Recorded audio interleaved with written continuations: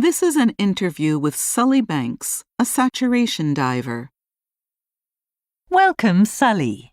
Thank you for joining us on Job Talk. Sure, it's a pleasure to be here. So, could you start by telling us what a saturation diver is? Of course.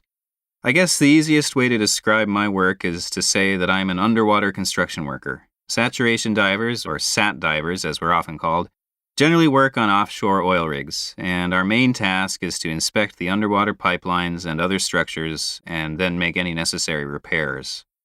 I usually work on rigs in the North Sea, but I've also worked in the Gulf of Mexico and other parts of the world.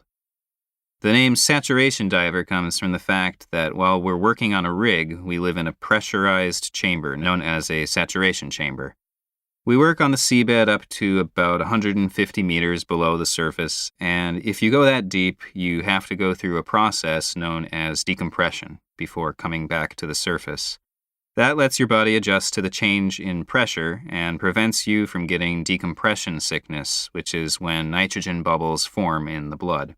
Going through decompression every day would take too long and put too much strain on the body, so we stay in the chamber for the duration of a job, which could be up to 4 weeks.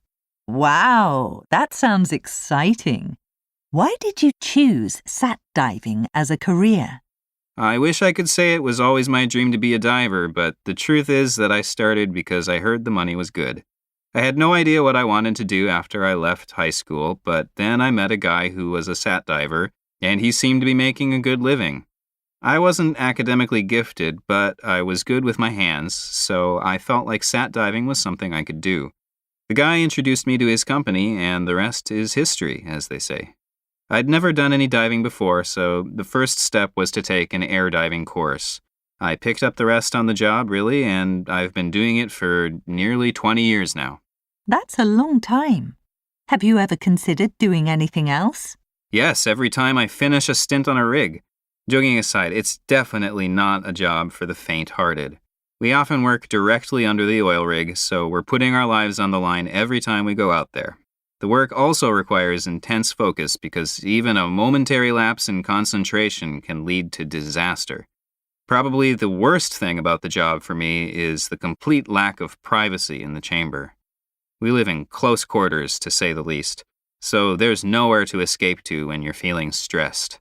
Having said that, there's great camaraderie between divers. We rely heavily on each other, so we develop some pretty deep relationships. And as I said, the job pays well because of the risks, plus it allows me to use my mechanical skills, so I guess that's what keeps me going back. Well, thank you for telling us about your work, Sully. I'm sure our listeners found it fascinating.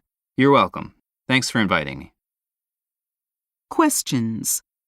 Number 26. What does Sully say about becoming a sat diver?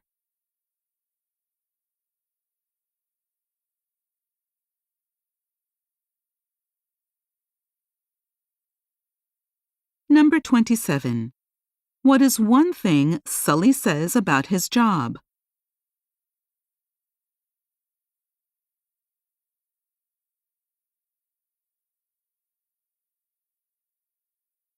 Your time is up.